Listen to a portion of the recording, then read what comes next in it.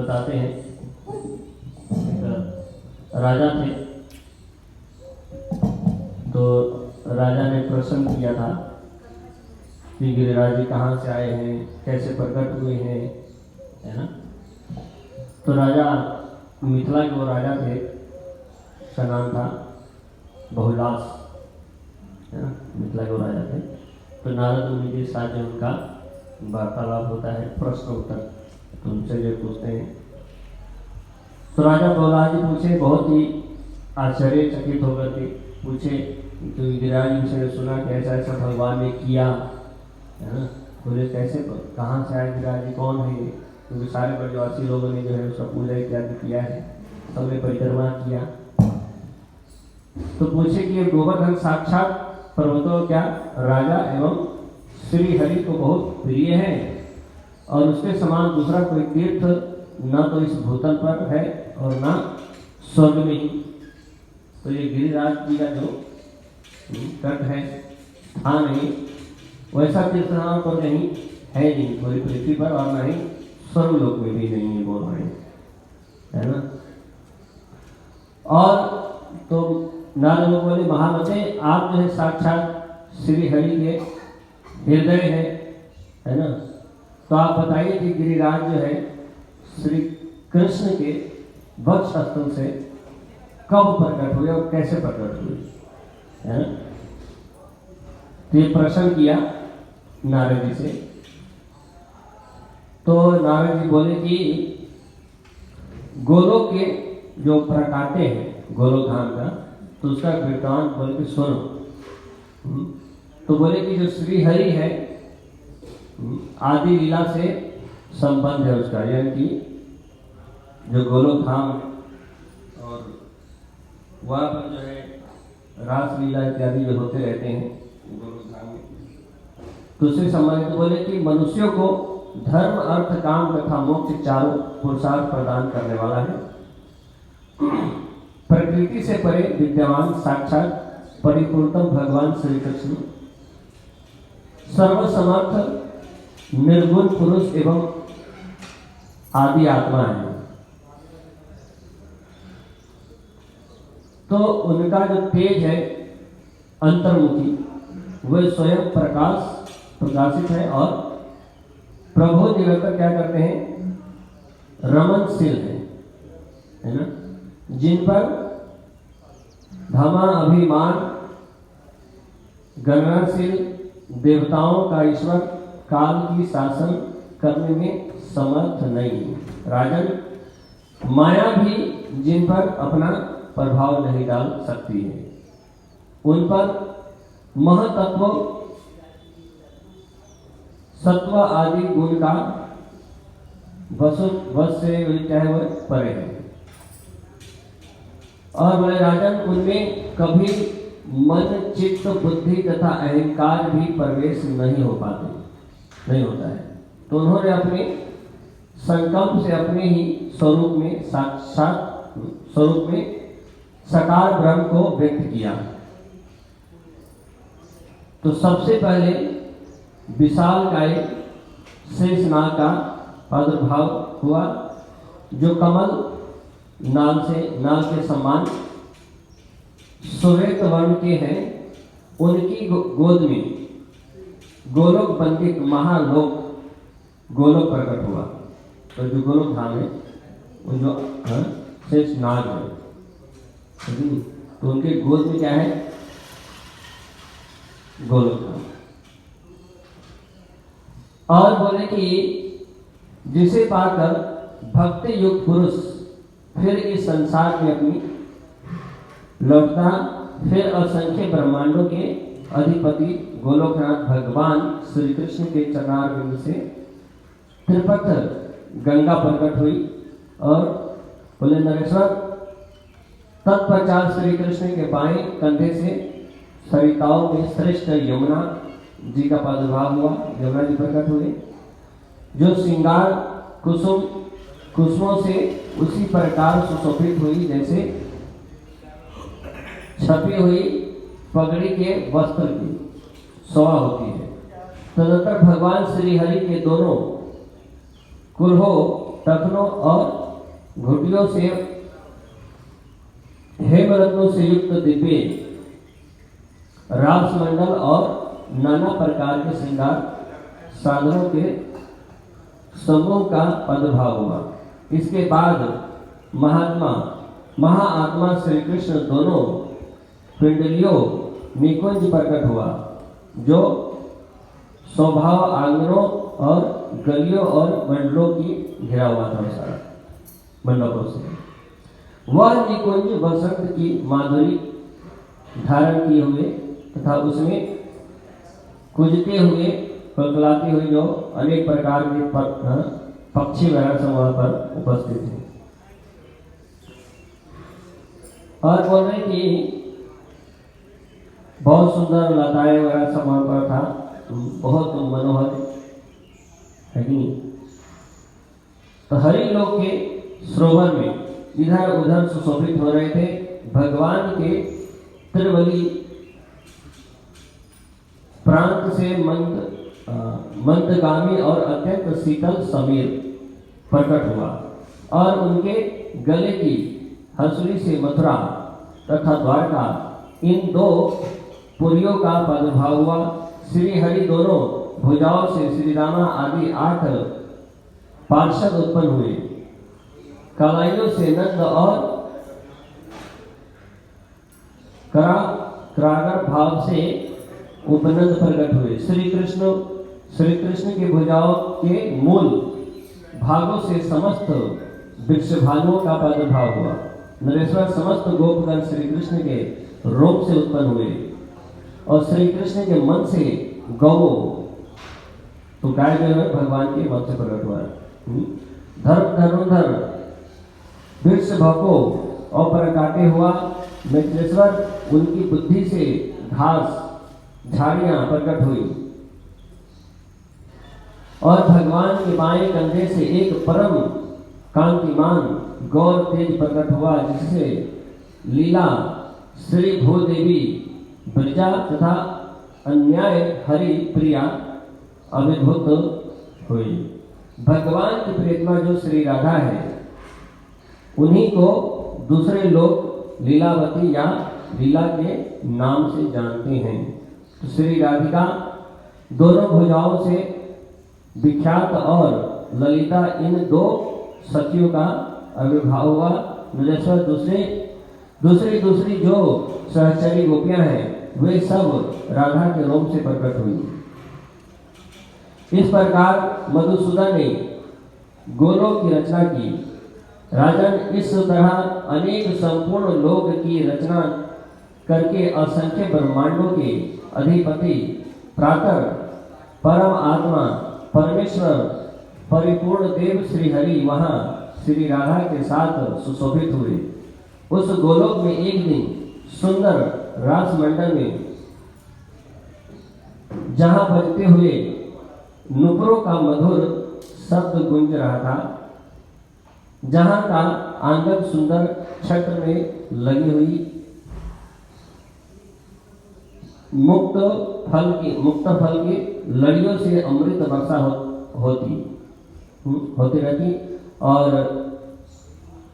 और उसके कारण जो है रस की बड़ी बड़ी बूंदों से सुशोभित था और मालती के चंदों बसे सुता झड़ते हुए मकरंद और गंध से सरसर एवं सुशोभित था। जहां पर मृदंग तो अनेक प्रकार जो है पर वाद्य यंत्र वगैरह बज रहे थे और गीतें वगैरह गाई जा रही थी वहां पर। तो एक बार जब भगवान बोले कि हमें क्या है, पृथ्वी लोक में जाना है, भौतिक जगत में जाना है, भगवान बोले राधा रानी को। तो राधा रानी बोली कि वहां पर जब रासलीला हुआ रास मंडल में, तो वहां पर भगवान बहुत प्रसन्न हुए उससे, भगवान कृष्ण। तो बोले तुम्हें कुछ चाहिए तो बताओ, कुछ वरदान वगैरह चाहिए।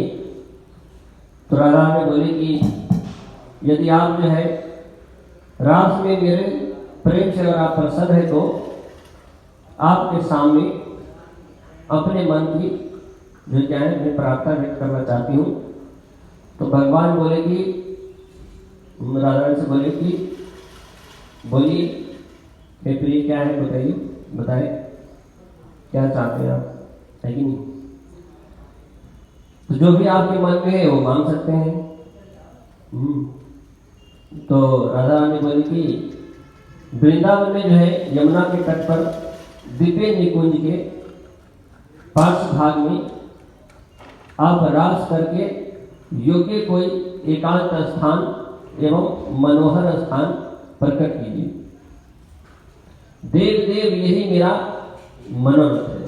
तो ये कोई ऐसा ही कोई स्थान होना चाहिए, एकांत स्थान, है ना। तो नारद जी बोलते हैं कि तब जो है भगवान बोले तथास्तु, है ना, बोले। और वो के भगवान ने जो है एकांत लीला के योग्य स्थान का चिंतन करते हुए नेत्र कमलों द्वारा अपने हृदय की ओर देखा, अपने नेत्र से देखा नीचे तरफ। और उसी समय गोपी समुदाय के देखते देखते श्री कृष्ण के हृदय से अनुराग की मूर्तिमान अंकुर की भांति एक सघन तेज प्रकट हुआ हृदय से, है ना, प्रकट हुआ। और रात भूमि वो गिर कर वह पर्वत के आकार में बढ़ गया, भूमि पर गिरा और धीरे धीरे क्या वो बढ़ने लगा। वह सारा का सारा दिव्य पर्वत रतन धातुमय तथा सुंदर झरनों और कंदराओं से उसकी बड़ी शोभा थी। कदम्ब, वकुल, अशोक आदि वृक्ष तथा लता जाल उसे और भी मनोहर बना रहे थे। तो भगवान के हृदय से गिरिराज जी प्रकट हुए, ठीक है। और मंद्रा और कुंद वृंद से संपन्न उस पर्वत पर भांति भांति के पक्षी करलव कर रहे थे। विदेहराज एक ही क्षण में वह पर्वत 1,00,000 योजन विस्तृत और शेष की तरह 100 कोटि योजन लंबा हो गया। तो देखते देखते क्या हो गया, लाखों योजन बरकत हो गया है और चौड़ा भी हो गया, शेष की बात है। और उसके बाद जो है और ऊंचाई जो है करोड़ों योजन, इतना बड़ा हो गया गिरिराज, करोड़ों योजन हो गए। और उसके बाद जो है 50 कोटि योजन है वो क्या है फैल गया वो पर्वत। तो सदा के लिए गजराज के समान स्थित दिखाई देने लगा हो। मैं फिर उसके कोटि योजन विशाल सैकड़ों शिखर दीप्तमान होने लगे। उन शिखरों से गोवर्धन पर्वत उसी प्रकार सुशोभित हुआ मानो सुवर्ण उन्नत कलशों से कोई ऊंचा महल शोभा पा रहा हो। तो कोई कोई विद्वान जो है उस गिरी को गोवर्धन और दूसरे लोग सप्तशृंग कहते हैं। इतना विशाल होने पर भी वह पर्वत मन से उत्सुक सा होकर बढ़ने लगा। इतना बड़ा हो जाने के बाद भी वो और भी बढ़ते जा रहा है कि नहीं? और इससे गोलोक भय से विह्वल हो गया और वहां सब और कोलाहल मच गया। तो इतना बड़ा होने लगा कि सब लोग जो है सबको से थक रहा था बिल्कुल एकदम से, है कि नहीं? इतना बड़ा होने लगा और सब लोग जो है सब जो चर्चाएं होने लगी, सब लोग जो है चिल्लाने लगे, आवाज करने लगे। तो ये देख करके जो है भगवान श्री हरि भगवान कृष्ण उठ खड़े हुए और अपने साक्षात हाथ से शीघ्र ही उसे एक थप्पड़ मारा, एक थप्पड़ मारा और बोले अरे परिषद रूप से बढ़ता क्यों जा रहा है? संपूर्ण लोगों को आच्छादित कर देगा क्या? स्थापित करके स्थित हो गया है। क्या ये लोग यहाँ निवास नहीं करना चाहते? ये लोग कहाँ जाएंगे फिर? भगवान बोले। तो यह कहकर जो श्री हरि ने उसे शांत किया, उसका वर्णन जो है रुक गया। उस उत्तम पर्वत को प्रकट हुआ देख भगवत प्रिया श्री राधा जो है बहुत प्रसन्न हुई और वे जो है उसके एकांत स्थल जा श्री हरि के साथ वहाँ पर सुशोभित होने लगी। इस प्रकार यह गिरिराज साक्षात श्री कृष्ण से प्रेरित होकर इस ब्रज मंडल में आए। यह सर्व तीर्थमय है। लता कुंजो श्याम तथा धारण करने वाला यह श्रेष्ठ गिरि मेघ की भांति श्याम तथा देवताओं का प्रिय है। भारत से पश्चिम दिशा में शामली द्वीप के मध्य भाग में द्रोणाचल पर्वत की पत्नी के गर्भ से गोवर्धन जो है क्या लिया, जन्म लिया और महर्षि पुलत से उसको भारत के ब्रजमंडल में ले आए। विजयराज गोवर्धन आगमन की बात मैं तुमसे पहले निवेदन कर चुका हूँ। जैसे यह पहले गोलोक में उत्सुकता पूर्वक बढ़ रहे थे तो भगवान ने उसको रोका, और उसी तरह यहाँ भी बढ़े। इस पृथ्वीलोक में जब आए तभी भी बढ़ रहे थे, है ना। तो पृथ्वी तक के लिए ये एक ढक्कन बन गया, ऐसा बन जाएगा अगर वो बढ़ता गया तो पूरे पृथ्वी को, है ना। भवन में बर्तन होता है उसको ढक देते हैं, वैसा बन जाएगा। ऐसे जो है बढ़ रहते हैं यहाँ, है कि नहीं। तो इसलिए जो उसको क्या कर दिया है बन जाना। तो यह सोचकर जो है मुनि ने द्रोण पुत्र गोवर्धन को जो है श्राप दे दिया, प्रतिदिन छीन होने का, मैंने उसको श्राप दे दिया। बस बहुत हो गया तुम्हारा। इसलिए रोग के लिए जो है गिरिराज जी 3 के बराबर जो है प्रतिदिन कम होते जा रहे हैं,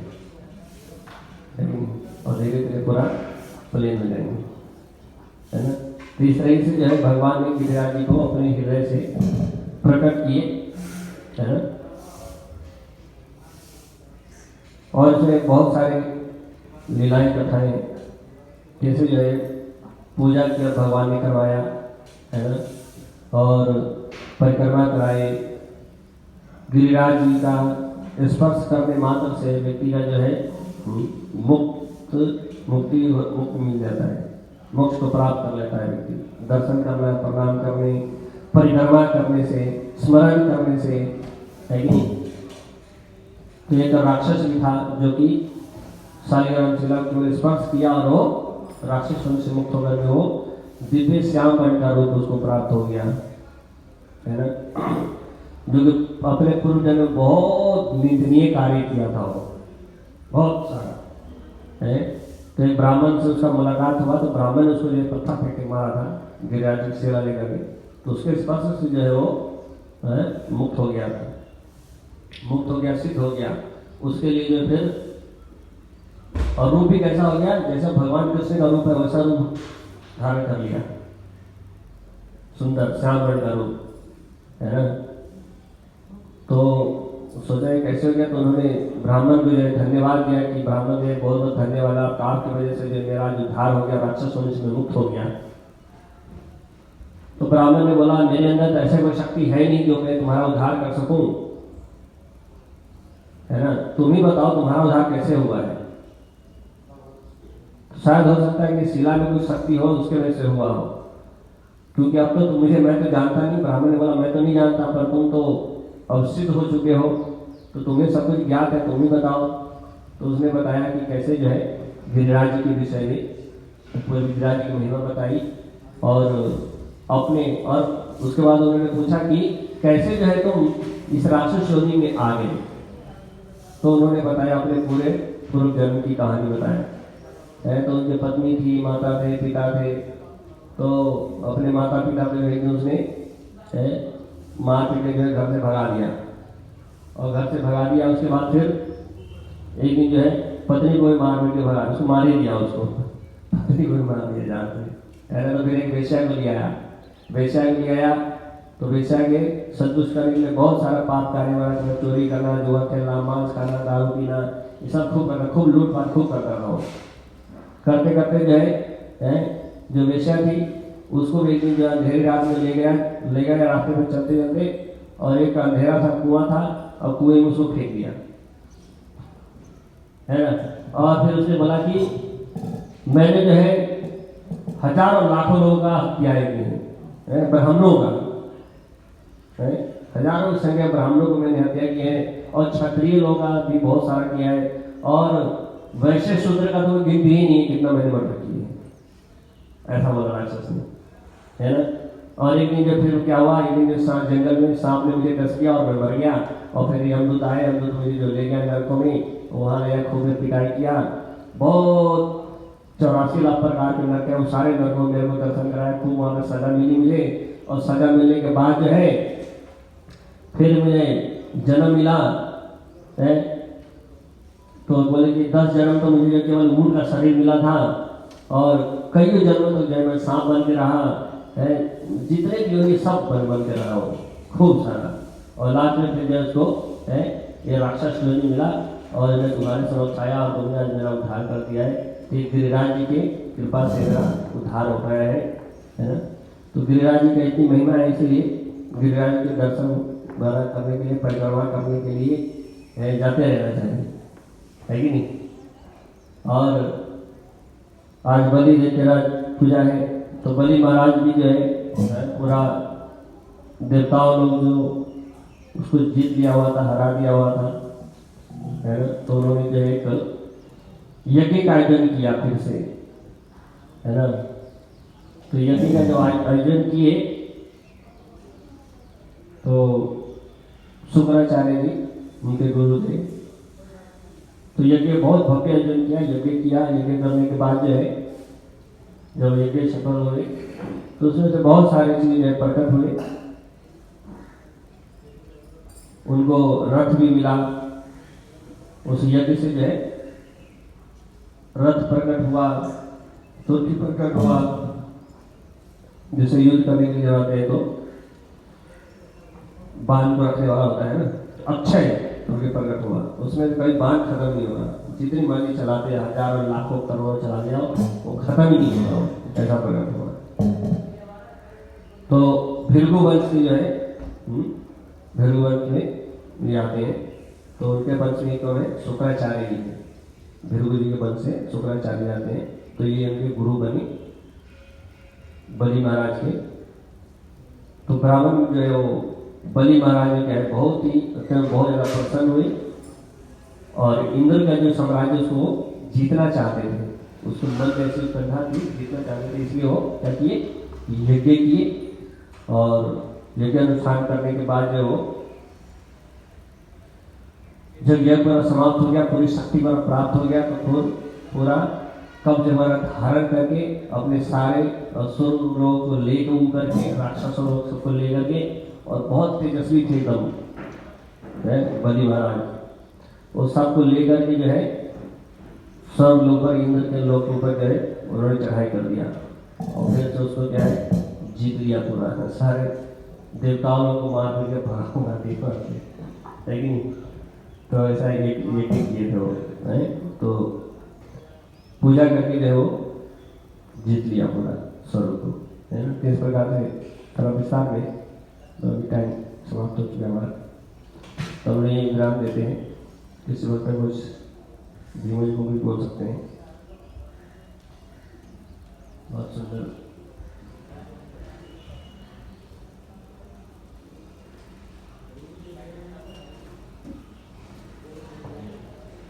गिरिराज जी का सुनिए, बहुत मधुर कथा है।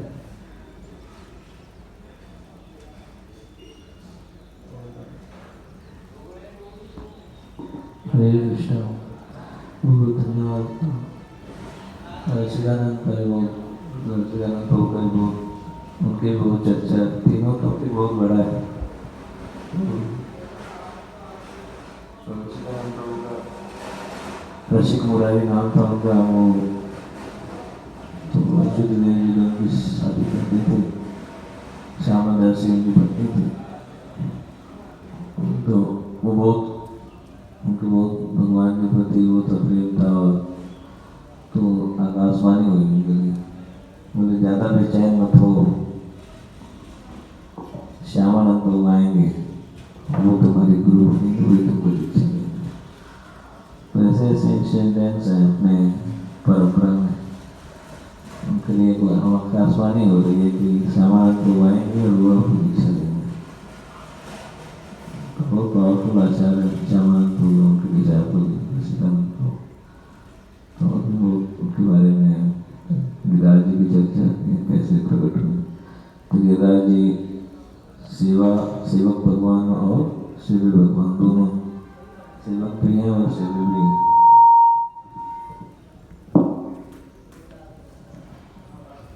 हरिदास वरियो उनका वर्णन आता है कि हरिदास के जो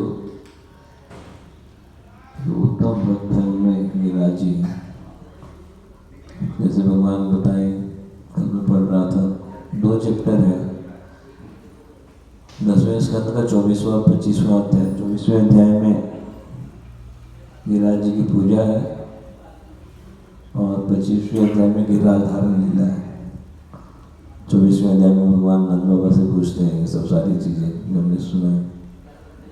तो वो गिरिराज जी की प्रशंसा करते हैं। फिर सब लोग गिरिराज जी की पूजा करते हैं। भगवान पूजा की विधि फाउंडर आचार्य भक्ति आचार्य वैष्णव महाराज बताते हैं कि कृष्ण इज द फाउंडर आचार्य और गिरिराज पूजा।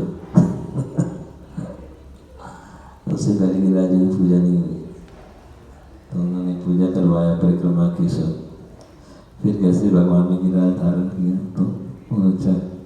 बलि महाराज का जो समर्पण है, तो बलि महाराज का जो समर्पण है और जो उनका जो भाव है टॉलरेंस का, देखिए वो पूरा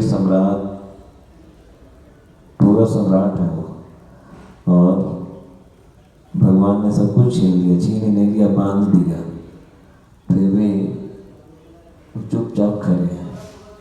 ब्रह्मा जी आ गए, बोले कि क्या कर रहे हो। तो इतना उनका सहन शक्ति है, इतना भगवान ने उनको इतना एम्पावर किया है। इतना होने के बाद भी जो लेक्चर सुन रहा था प्रभु जी का, तो उसमें बता रहे थे प्रभु जी की, जब हम भगवान की सेवा करते हैं, जब हम सेवा में लगे हैं, सेवा करते हैं, तो जब हम सेवा इस उद्देश्य से करते हैं कि हम गुरु और कृष्ण की प्रसन्नता, यही एक हमारा लक्ष्य है। जब इस लक्ष्य से सेवा करते हैं तो भगवान जो है सेवा को देखते हैं। तो भगवान परमात्मा के रूप में भी है और वैसे तो सर्वव्यापी हैं। तो भगवान देखते हैं कि हम सेवा कर रहे हैं, उनकी प्रसन्नता के लिए हम समर्पण करके सेवा कर रहे हैं। तो जब भगवान हमारी सेवा से प्रसन्न होते हैं, हम कोई सेवा किए और भगवान प्रसन्न हुए, तो भगवान जब सेवा से हमारे प्रसन्न होकर संतुष्ट होते हैं, तो भगवान हमारे पर कृपा करते हैं। तो मुझे बता रहे थे वो कृपा क्या है। तो जब भगवान हमारी सेवा से संतुष्ट होंगे और जब हम पे कृपा करेंगे, तो हमारे अंदर ये गुण विकसित होने लगेंगे। ये सारे जो 26 क्वालिटीज़ हैं वैष्णव की, तो गुण हमारे अंदर विकसित होने लगेंगे। भगवान वो सारे गुण प्रकट करवा देंगे। तो प्रभु जी बता रहे थे कि this is the goal of service attitude. हमें इस भाव से सेवा करनी है कि हम सेवा कर रहे हैं, भगवान हमें वाच कर रहे हैं कि हम सेवा कर रहे हैं, उसके पीछे इंटेंशन क्या है, क्या भाव है। और हमारे उस भाव से भगवान प्रसन्न है, तो भगवान कृपा करेंगे और हमारे अंदर सारे गुण प्रकट होंगे। मतलब हमारे अपने प्रयास से प्रकट नहीं होंगे गुण। प्रभु जी बता रहे हैं हम कितने भी प्रयास कर लें, ये गुण हम नहीं प्रकट कर सकते, लेकिन भगवान अगर हमारी सेवा से प्रसन्न होंगे तो वो कृपा करेंगे, तो प्रकट हो जाएंगे।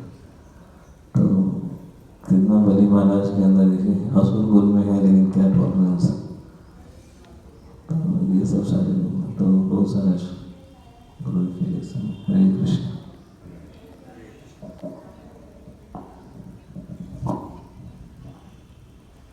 गिरिराज महाराज की जय। श्री श्री राधा वृंदावन चंद्र भगवान की। ऋषिका